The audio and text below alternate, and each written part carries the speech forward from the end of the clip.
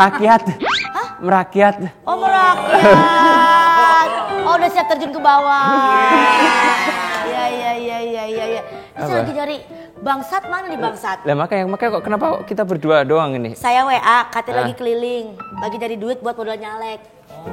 Si bangsat tadi udah kasih Si lagi bangsat dia. mau nyalek. Iya. Jadi si bangsat mau nyalek. Nggak punya duit malah tuh si bangsat. Enak kamu kayak gitu, enak ya. Ini kalau bangke, dia tadi saya telepon gak diangkat-angkat nih. Takutnya dia nggak mau nyalek. Mau langsung cawapres nih. Wah. Tapi dicek dulu, udah wali kota belum? Wah iya, harus wali kota dulu. Wali kota dulu dong kalau mau cawapres. Bener. Berarti calon wali kota presiden. Iya.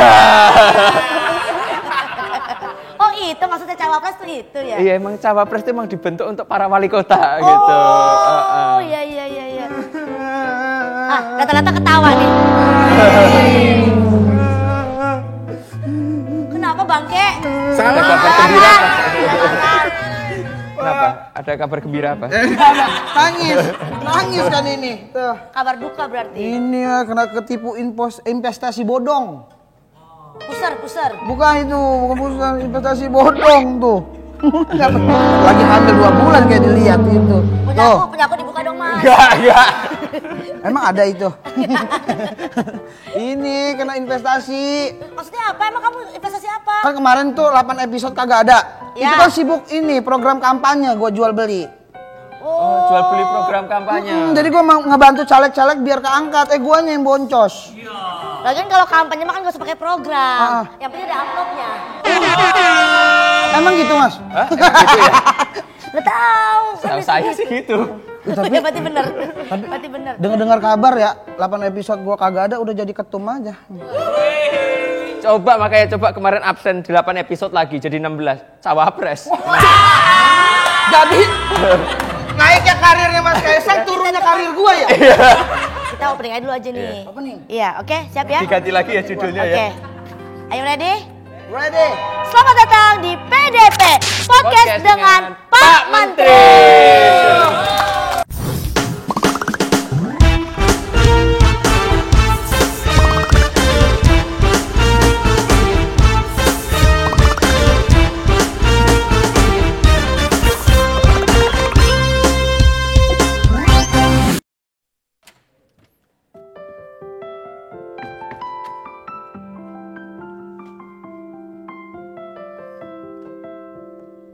Pas banget, hari ini aku mau ngasih tahu sesuatu. Dijamin untung, dijamin seneng, dijamin aman. Ini dia nih, emas asli yang cakep banget, belinya nggak di sembarang tempat loh ya.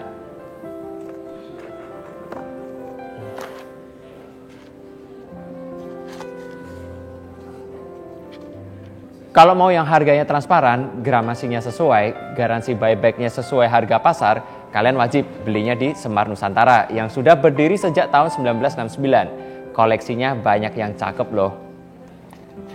Ini dia nih, emas asli yang cakep banget, belinya nggak di sembarang tempat loh ya. Kalau mau yang harganya transparan, gramasinya sesuai, garansi buybacknya sesuai harga pasar, kalian wajib belinya di Semar Nusantara yang sudah berdiri sejak tahun 1969. Koleksinya juga banyak yang cakep loh. Lebih suka berlian? Tenang aja, Semar Nusantara juga punya produk berlian dari Diamond Pavilion. Udah, buruan beli. Ingat, di Semar Nusantara. PDP, Pak, bisa Pak apa aja. Bisa ada aja. Emang, ini podcastnya tuh fleksibel banget gitu. Waktu Pak Mahfud kan juga bisa kan? Podcast dengan Pak Sipak Menkopol Hukam. Kita langsung tunggu aja kan. Ada nih orangnya langsung.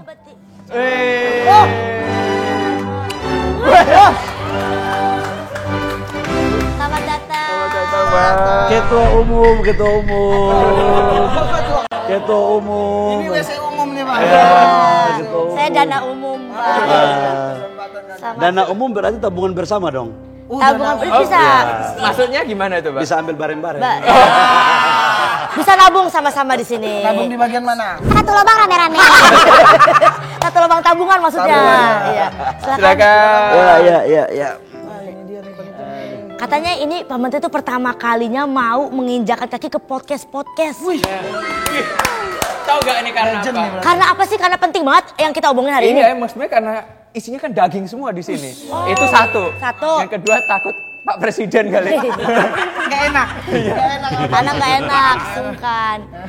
Tapi ngobrolin soal Pak Menteri, pasti banyak yang kepo. Kilas balik sosok Menteri Investasi kita, Pak Bahlil.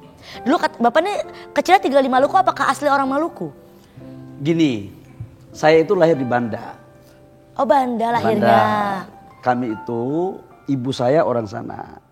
Ayah saya sudah sekian turun-temurun di Fak-Fak. Perbatasan Maluku dengan Papua itu salah satu diantaranya di Pulau Banda itu. Gorom, Geser, jadi itu berlayar pakai perahu bot aja. Jadi saya lahir di Banda dan pernah SD di Banda. Oke. Setelah SD, kemudian saya ikut orang tua saya di Fak-Fak. Fak-Fak. Jadi sekolah di SD di Banda, kemudian SMP di Fak-Fak, SMA di Fak-Fak, kuliah di Jayapura. Dan SD saya itu di samping sekolahnya Bung Hatta. Bung Hatta. Wakil Presiden. Betul. Pemikir ekonomi kerakyatan. Keren. Jadi saya Bersamping-sampingan. bersamping-sampingan. Makanya jadi menteri. Iya, sampingan. Coba kalau ini sama sekolahnya, Pak. Iya. Makanya saya sekalipun urusan investasi yang konon katanya itu liberal, tapi saya tetap sosialis. Karena sekolah di samping rumahnya Bung Hatta. Bung Hatta, yang gitu sangat kan. sosialis. Nah itu tadi makanya buat saya tertarik, karena dari kecil kan berarti masih dalam kawasan Indonesia Timur. Ya. Bapak nggak ada rencana buat maju capres? Apa itu capres ya? Iya, calon presiden atau misalnya mungkin ya entah wali kota, gubernur yang butuh suara-suara banyak. Karena kan orang timur suaranya bagus. Iya, iya. Kayak Agnes Kamaleng. gitu kan. Iya. Jadi aman kalau mau jalan suaranya bagus. Kalau orang timur harus tahu, kemarin kan Pak JK udah jadi capres, udah jadi wapres. Iya. Kalau sekarang kan wapresnya dari Banten, ya kan? Ya sekarang Pak Ma'ruf. Oh, Pak, Kok kayak seperti tidak tahu ya Wapres sekarang ya? Bukan tidak Kenapa? tahu. Tolong, ini Ya kan? mukanya di ini nih. Tadi kan seperti bingung. Jadi Iya. kalau Saya tuh kayak sering kalau dengar kemarin tapi kan sudah dari kawasan timur, sekarang Banten. Ya sekarang kita kasih ke Jawa lagi dulu. Habis itu nanti kita putar lagi ke timur atau Sumatera Sumatera. kapan, Pak, yang Sumatera, Atau Pak? Sumatera gitu. Atau mungkin juga Sumatera gitu kan. Lampung, masa pengen orang Lampung. Lampung. Nggak usah ngurus negara, jalanan dulu aja.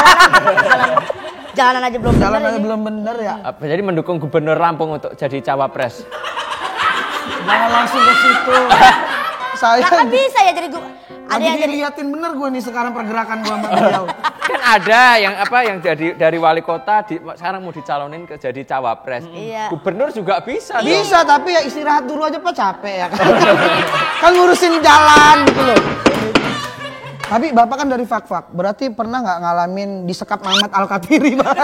Bapak kenal Mamat Al-Katiri, Pak? Oh, temenan baik. Temen baik kan? Temen baik. Serius? Berarti Bapak juga jualan senjata, Pak? Pemasok. Ma Mamat Gansop. Mamat itu adik saya, Ya. satu kampung. Iya, di Fakta. Bahkan kami itu satu sekolah. Mamat itu SD-nya masuk pagi, saya SMEA masuk siang di dalam sekolah yang sama. Oh, sekolah buat SD sama SMA, SMEA dulu masih SMEA. Jadi Mamat adik saya. Tapi ini nggak sih Pak Menteri, minder nggak sih sebagai orang yang lahir di kota kecil tapi kok sekarang bisa jadi menteri, itu kan sebenarnya buat harapan juga buat teman-teman di Fak-Fak juga kan. Kalau jujur, saya memang sejak sekolah dulu saya sudah aktif di organisasi. Saya aktivis ya. Sejak di SMA, di SMP pernah menjadi ketua OSIS, kemudian di kampus pernah menjadi ketua senat, sekretaris senat. Dan rata-rata memang pada umumnya orang-orang dari daerah, apalagi orang yang nggak mampu, saya kan orang nggak mampu, itu pasti ada rasa minder, ada rasa tidak percaya diri. Apalagi kami yang dari timur seperti orang Papua seperti saya kan, hitam saya kan minta ampun, udah hitam kurus pula kan. Jadi kalau tidak punya kualitas yang bisa menutupi kekurangan itu, pasti minder. Tapi saya mungkin karena sudah terbiasa di kampus kali ya Pak Ketum ya. Pak Ketum. Jadi Bro jadi Ketum, Pak. Bro Ketum. karena tugas ketua umum itu waktu saya jadi ketua umum senat, sekalipun kita punya pengetahuannya dianggap setengah, tapi kita harus merasa kita lebih pintar daripada yang lain. Harusnya Apalagi kerja jadi ketua umum gitu. partai. Iya. Sekalipun anggotanya Setengah. pintar-pintar, kita setengah pintar, kita harus merasa kita lebih pintar. Supaya percaya diri kita tambah paten. Jadi gitu. Mas Kaisang setengah pintar. Enggak seperempat. Seperempat pintar. Bahkan seperempat Oh iya, gitu. Oke. Ya tapi betul nggak usah minder dari kota kecil bisa bawa dari. Dan saya nggak pernah minder kok. Wah, Saya dari dulu nggak pernah merasa bahwa ketemu sama orang yang sekolah bagus, kemudian anak orang kaya, anak jenderal, anak presiden kayak gini kan. Saya nggak pernah minder karena saya punya prinsip satu. Saya itu takut malu atau minder ketika saya mengambil hak orang. Wah, harusnya Itu malu. poinnya tuh. Malu Atau- dong, jangan nyalek lagi. Atau saya utang sama orang, Apa hutang, Pak? hutang nggak bayar, itu pasti saya malu. Iya betul. Pak Bahlil kan punten izin nama panjang Bapak Bahlil Lahdalia. Lahdalia. Lahdalia. Lah Dahlia. Karena beliau menteri. Nah pas tiba-tiba dikagetin Pak Bahlil Lahdalah. Kaget Lahdalah. Lahdalah. Kaget nggak? Bisa aja. Pas ditunjuk jadi menteri kaget nggak Pak? Langsung Lahdalah gitu. Kaget ya Pak? Atau Lah Dahlia. Iya. Kaget nggak pas ditunjuk sama Pak Jokowi? Apalagi kan menteri investasi itu sempat ditutup kan? Baru ada lagi 2021. Atau pas ditunjuk Pak Jokowi malah emosi. Begini, ah kok tunjuk-tunjuk. Saya orang timur. Timur, tunjuk. Apa ceritanya? Ya awalnya kaget aja, Kagetnya gitu tadi Pak. kaget. Gitu. Ngagetin Pak Menteri. Ngagetin Pak Menteri. Kaget aja karena saya kan dari dulu nggak pernah bermimpi atau bercita-cita jadi menteri. Nggak ada itu pikiran itu. Saya memang dari aktivis, rata-rata aktivis itu kan orientasinya politik. Dan politik itu kekuasaan. Saya dulu pernah jadi bendahara Golkar di Papua. Dan orientasi orang masuk partai politik itu kekuasaan. Tetapi saya menyalurkan hobi waktu saya aktivis itu di partai politik. Tapi orientasi saya bukan untuk menjadi politik praktis dalam konteks jabatan. Nah kemudian kalau pas ditunjuk itu ya kayak orang mimpi aja. Dan saya juga nggak percaya diri. Jujur aja saya nggak percaya diri. Ya harusnya dikasih ke saya aja Pak, kok kayak gitu Pak. Waktu awal ditunjuk itu kayak apa ya? Ya nggak pernah mempersiapkan diri untuk jadi menteri. Tiba-tiba ditunjuk jadi menteri investasi pula. Menteri investasi itu kan persepsi orang itu kan harus ke luar negeri. Harus punya jaringan bagus. Harus bisa mendatangkan uang ratusan bahkan ribuan triliun. Itu kan bukan pekerjaan yang gampang. Pekerjaan yang susah sekali. Berarti pas ditunjuk, kamu jadi menteri ya Pak Bahlil? Hah? Tampar aku mas, tampar aku mimpi, iya aku mimpi. Cuman saya sebagai masyarakat awam Pak, ini saya kan Bapak sebagai menteri investasi. Dan ada Pak Luhut sebagai Menko Kemaritiman dan Investasi. Nah. Perbedaannya apa? Apakah kalau Bapak berarti di bidang investasi, Kalau Pak Luhut karena banyak investasi. Atau beda panggilan, kalau Pak Luhut Opung ini Pace. nah apa perbedaannya? Mungkin bisa jadi ilmu juga buat Kalau di Menko itu menteri koordinator. Ya. Jadi tugasnya itu mengkoordinir beberapa menteri-menteri teknis. Menko itu tugasnya secara undang-undang itu hanya mengkoordinasikan. Tetapi yang mengeksekusi, yang membuat regulasi, yang membuat arah kebijakan itu adalah menteri teknis. Khususnya di saya di menteri teknis yang ada itu peraturan menteri, permen. Jadi kita regulator dan eksekusi. Tetapi dalam koordinasinya supaya sejalan dengan arah kebijakan Bapak Presiden, maka harus dikoordinir oleh Menko. Itu. Tapi target-target detail, program spesifik, arah kebijakan eksekusi itu ada pada menteri teknis. Tetapi bukan berarti menteri-menteri teknis itu bawahan dari Menko, tidak. tetap ke presiden. Tetap kita bertanggung jawab, berada dan bertanggung jawab langsung ke presiden. Jadi bos kita cuma satu, presiden. Baik Menko maupun menteri itu bosnya cuma satu, presiden. Oke. Karena menteri-menteri itu adalah pembantu presiden. Presiden bosnya siapa Pak? Hah? Presiden bosnya siapa? Gak ada lagi, Harusnya paling atas Pak. gak ada lagi. Rakyat. Rakyat. Oh dalam konteks pertanggungjawaban. Dalam kalau hierarki, Bapak nggak deg-degan ada ya, Bapak lagi. deg-degan ya. Kalau hierarki nggak ada lagi. Iya. Tapi kalau program negara harus kita bertanggung jawab kepada rakyat. Karena itu tujuan negara. Tujuan, oh Tanggung itu jawabnya. tujuan. Jadi ketua umum partai tugasnya untuk memperjuangkan rakyat lewat instrumen-instrumen politik di parlemen dan instrumen eksekutif. Tapi muaranya semua bertanggung jawab kepada rakyat. Rakyat. Jadi nggak boleh tuh Pak ada ketua umum partai yang marah kalau presidennya nggak nurut gitu Pak. Nah iya.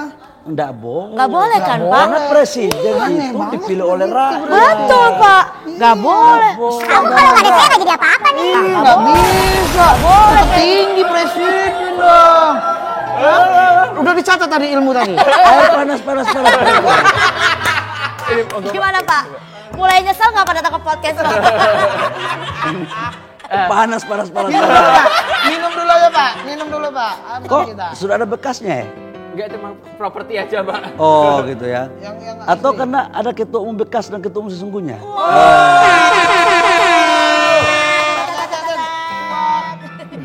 Nah, tapi ini Pak, saya itu penasaran Pak Menteri. Dari tadi bosnya Pak Presiden, siapapun kayaknya bosnya Pak Presiden. Lah, Bapak Wapres ngapain, Pak? Gini. nah, ada gini. Loh, kan saya tanya. Kan lo wakil gitu loh. Wakil tuh tunggu Pak Presidennya diem baru dia baru. Nah ini kan kerja terus Pak Presiden ya mending gua diem gitu. Apa gimana? Jadi ini kayak Ya, ngomong ya. Pak Wapres diem gitu. Hah? Jadi kayak ini kayak ngomong Enggak Pak maksudnya Wapres kan diem. berdoa. Kan ada kerja. Iya dong. Jadi ada yang kerja. Ada yang kerja, ada yang berdoa. Dia Kerja nggak- kalau nggak dituruti dengan Nah. doa bahaya. Jadi apa ya Pak? Memang kerja tanpa doa Nah, itu juga nggak bisa. Doa tanpa kerja itu juga nggak bisa. Jadi harus kolaborasi. Kolaborasi. Nah karena itu di dalam sistem politik kita presiden sama wapres itu kan satu kotak. Tetapi memang tugas wakil presiden itu juga membantu presiden. Sekalipun tapi dia dipilih dalam proses politik. Kalau menteri itu ditunjuk oleh presiden. Tapi kalau misalnya nih Pak, saya sebagai Ketua Umum Partai Solidaritas Indonesia, saya ngasih Pak apa nanti ada pilihan menjadi ketum, saya kasihkan ke anak saya. Itu dinasti atau tidak Pak? Selama disuruh untuk ikut berdemokrasi, ya, untuk fight, nggak apa-apa. Selama ada calonnya, ada 3 atau 4 suruh Menangnya kompetisi. aklamasi deh Pak. Iya. Wah. ini beda lagi nih. Itu juga demokrasi, tetapi semi demokrasi. Jelas nih. Jelas. Jangan. Ilmunya nih hari Ilmunya ini. di daging Iya. semua nih isinya nih. Sama ini Pak, mungkin ini waktunya untuk Pak Menteri buat pamer. Jadi kalau kita tahu Pak Menteri ini yang saya tahu Pak Menteri itu bisa bahasa Inggris nggak Pak? Ya sedikit. Dulu mah kacau sekali. Nah, Kacau sekarang lah. masih mendingan lah ya. Udahlah sekarang kacau lagi. Oh kacau. Udah. Nah, tapi walaupun oke bahasa Inggris nggak lancar, tapi berapa triliun yang Bapak Menteri udah datangkan ke Indonesia? Dari investasi. Iya. Investasi itu. Saya menjadi menteri di bapaknya ketum PSI ini. Ini Di bapaknya ketum PSI. Iya. Sekarang gitu panjang ya. Panjang banget Pak ya. Jokowi jadi bapaknya Iya, ketum PSI. ya, Tambahin Pak, di bapaknya ketum PSI yang baru ini. itu agak ngeri-ngeri sedap. Kenapa tuh Pak? Ngeri-ngeri sedapnya begini. 2019 itu investasi kita 790 triliun. 2020 Covid kan? Covid. Itu dia targetkan investasinya 800 sampai 810 triliun. Itu Covid. Mau disamakan dengan era tidak Covid. Tapi yang namanya kita pembantu harus menjalankan apa yang menjadi perintah komandan kan gitu. Perintah presiden. Kita berhasil mencapai 806 triliun 2020. Nah begitu tahun 2020 ke 2021 dinaikkan menjadi 900 triliun. Naik lagi tuh masih Covid padahal. Masih Covid. Jadi waktu itu saya kena Covid 3 kali gara-gara target investasi. Karena kepikiran. Pikiran pusing, imun turun. Dari target 900 triliun naik menjadi 907 triliun. Kemudian tahun 2022 karena mencapai target dinaikkan lagi menjadi 1.200 triliun. Wah. Makanya saya bilang jadi menteri di ayahnya ketum PSI yang baru Ayamnya ketum PSI Baru. itu tertekan. Nah, 1.200 triliun tercapai menjadi 1.207 triliun kalau tidak salah. Kemudian 2023 dinaikkan lagi menjadi 1.400 triliun. Makanya saya ini tinggi badan saya nggak pernah naik-naik. Karena bebannya berat. Bebannya berat. Tertekan. Tapi menurut saya apa yang dilakukan oleh Pak Presiden itu sebagai bentuk fokus konsistensi dalam mewujudkan apa yang menjadi kebutuhan negara dalam rangka menciptakan kesejahteraan, nilai tambah dan marwah negara di mata internasional. Berarti tadi 800, 900, 1000 berapa tadi Pak? 1.200, sudah hampir 3.000. Ya, jadi boleh minjem 100. Tahun 100 aja ya.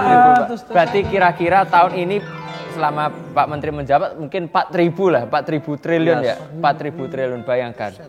Anak Papua membawa 4.000 triliun ke investasi di Indonesia. Itu dibeliin papeda, lengket. Iya.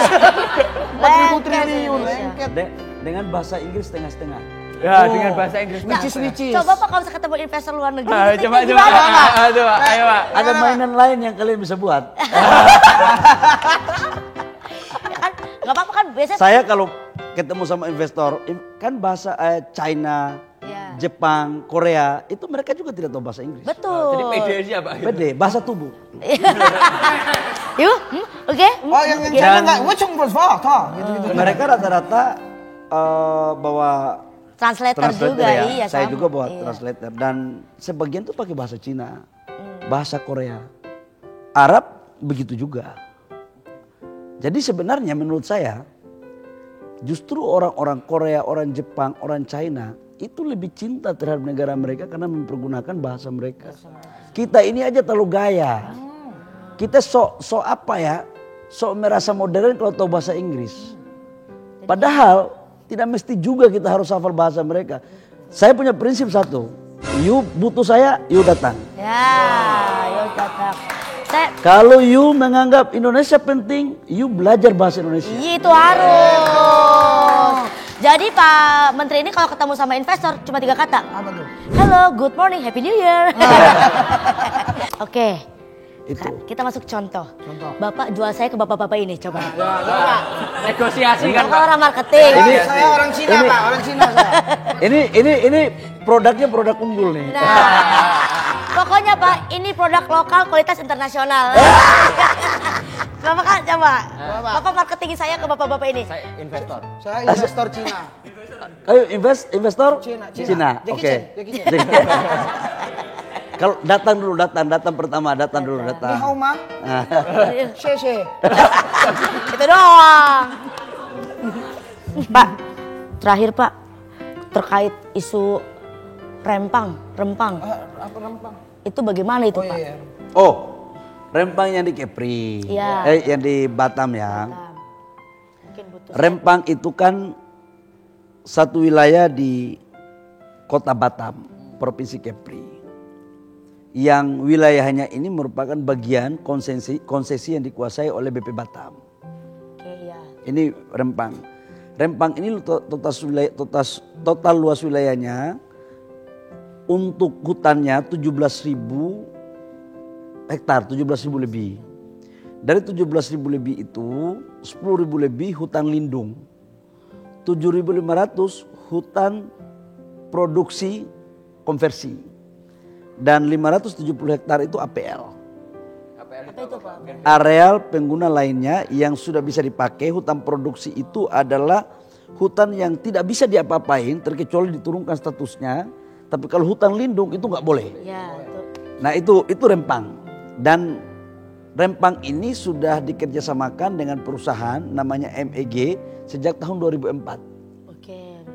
Dari 2004, saya 2004 itu ya baru jadi pengusaha karena baru selesai jadi karyawan. Pak Jokowi waktu itu masih jadi pengusaha. Wali kota 2004. Udah wali kota. 2005 atau 2004? Aduh lupa juga saya. Lupa juga. Saya tahu saya 2005 ya. 2004 masih jadi apa Bapak? 2004 masih pabrik mebel, masih pengusaha. Saya waktu itu masih jadi aktivis. Itu sudah dikerjasamakan dengan perusahaan MEG. Lalu kemudian kemarin saya cari investor di China. Saya mencari investor untuk membangun hilirisasi. Kita kan sudah sukses dengan hilirisasi nikel. Bayangkan kita punya nikel sekarang, dari ekspor kita 2017-2018 itu hanya 3,3 miliar US dollar. 45 sampai dengan 50 triliun. Di tahun 2022 akhir, ekspor kita nikel, hasil hilirisasi, kita stop ekspor barang mentah, kita hilirisasi, itu sudah mencapai 32 sampai 33 miliar US dollar. Dari kurang lebih sekitar 50 triliun menjadi hampir 500 triliun. Itu akibat hilirisasi. Dan ini dunia segani dan takuti kita itu di situ. Oke, baik Pak Punten. Untuk sosialisasi ke warga setempat sudah, nah itu apa menjadi masalah ini Pak? Begitu ini barang masuk, saya dapatkan masuk ke Rempang. Kelirunya adalah oleh kami BP Batam, kita harus jujur. Pemerintah juga nggak boleh tidak objektif. Kalau memang ada keliru kita ngomong keliru. Yang penting kita perbaiki kan gitu. Bahwa ada terjadi kekeliruan miskomunikasi di awal ketika sosialisasi. Lalu kemudian karena mereka belum tahu tentang masalah ini dengan baik, kemudian ada pihak-pihak lain yang mencoba untuk Menjadi pihak ya ketiga, keempat, kelima. macam-macam itu, tapi saya tidak mau menyalahkan juga mereka, terjadilah kerusuhan itu. Lalu kemudian saya diperintahkan oleh Bapak Presiden untuk turun menyelesaikan itu.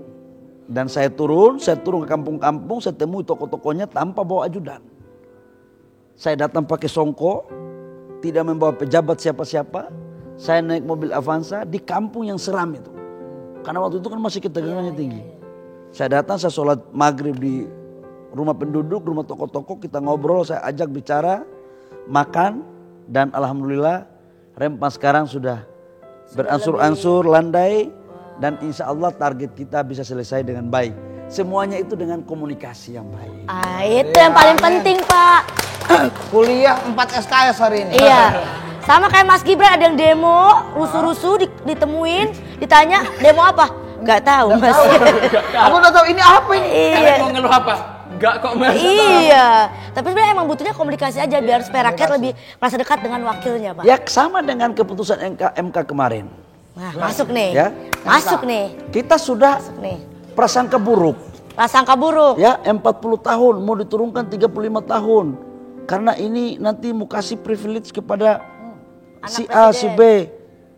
Langsung aja Buktinya kita prasangka buruk tapi kan MK memutuskan tetap 40 tahun. Pak. Ya.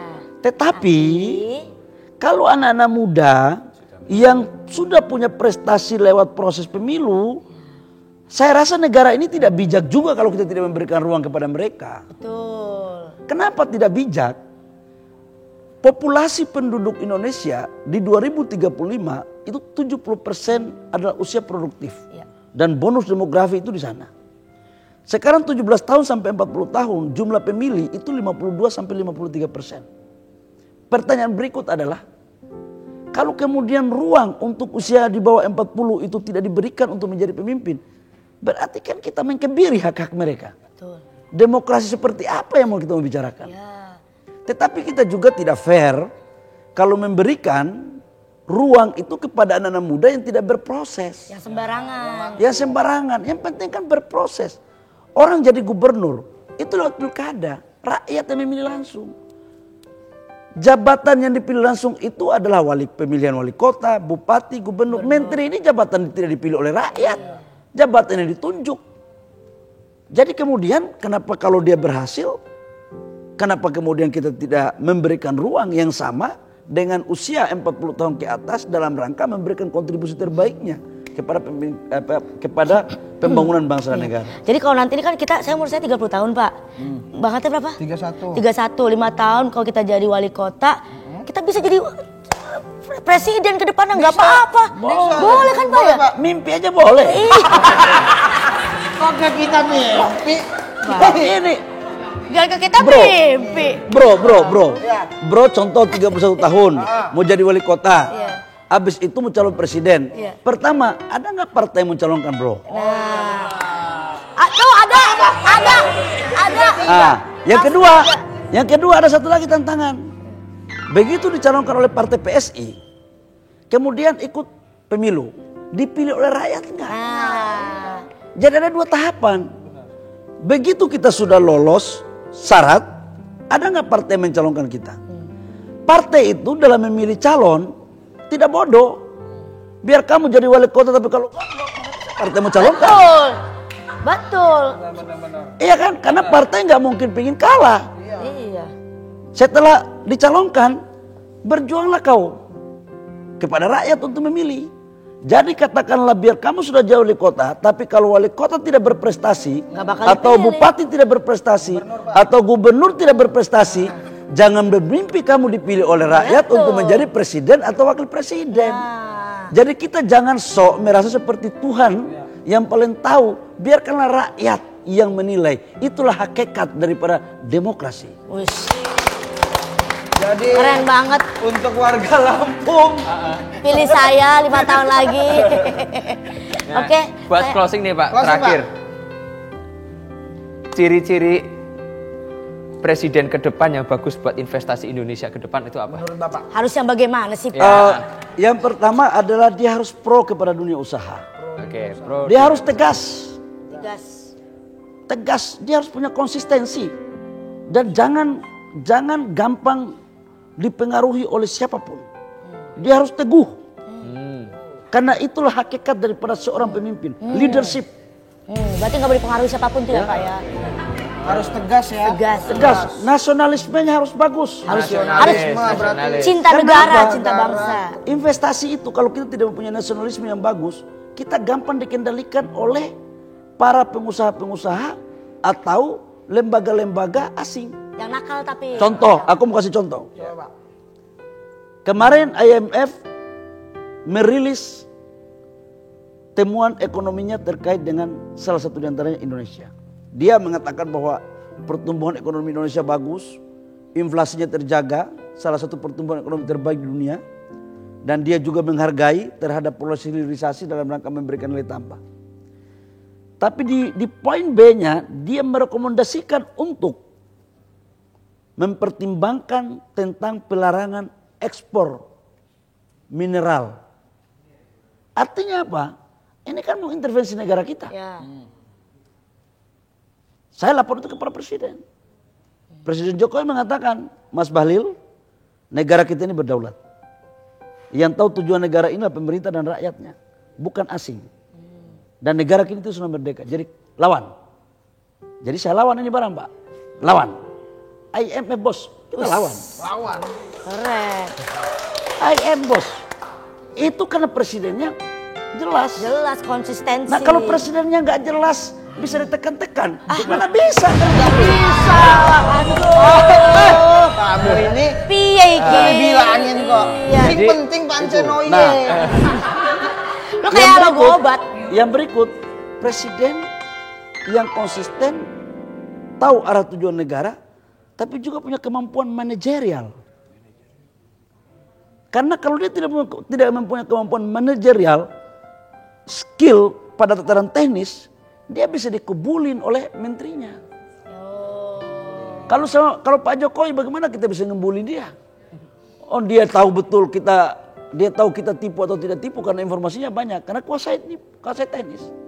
Nah kalau presiden besok yang cuma tahu baca laporan, habis itu sambutan, Habis itu apa lagi Pak? habis itu ya Apa itu? ya gitu deh. Bagaimana bisa negara kita maju? Gampang berubah. Jadi kalau ditanya presiden yang ideal seperti apa, yang untuk membawa Indonesia dalam konteks investasi adalah presiden yang paham betul tentang investasi. Dia harus punya pengalaman di dunia usaha. Dia ngerti geopolitik. Dia ngerti bagaimana teknis negara kita. Dan dia tahu arah tujuan dalam berbangsa dan bernegara. Dan dia harus mempertahankan wibawa Indonesia di mata dunia. Keren banget Pak. Ini Terima daging kasih. semua di sini, Daging bukan semua, 4 SKS. kolesterol, Ini kolesterol. 20 SKS. 20 SKS. Bahkan bisa lulus kita. Ini mahal. kuliah. Jangan-jangan abis dari sini saya jadi capres lagi. Setuju saya Pak. Saya coblos Pak. Tergantung partai mana nih. Nah ya. Repotnya adalah saya tahu diri. Kita orang Papua ini kan sedikit. Yang kedua nggak ada partai yang mendukung kita. Pak, abis Yang ditanya, langsung banyak. ketiga memang karena kita harus tahu kalau punya hak kesulungan itu yang mana? Kita ini hak kesulungan. Harus ada prioritas. Kita boleh punya mimpi besar, tapi harus kita ukur. Dan saya yakin dari 3 capres yang ada ini adalah orang-orang yang baik. Cawapresnya juga sekalipun satu belum ada, tapi saya yakin mungkin itu muncul yang paling terbaik. Gitu. Tuh. Siapa kan? Ya saya. Siapa Saya ya? belum tahu gitu kan. Amin, Gamut, Bo apa? Nah, Pokoknya kita tunggu aja ya Pak. Ya kita cari yang terbaik. Dan semoga semua isu atau permasalahan di Rempang bisa selesai dengan rampung. Dan juga anggaran pembebasan lahannya tidak ramping. Supaya kedepannya kita tidak rempong. Termasuk areal nikelnya juga sekalipun kecil tapi berkualitas. Terima kasih Pak Bahlil. Terima kasih, selamat udah menonton. Ini apa tadi podcastnya apa nih? PDP Podcast dengan Pak Menteri. Pokoknya kami tidak akan mundur karena di belakang ada tembok. Iya. Dadah, sampai jumpa. Sampai jumpa. Sampai jumpa.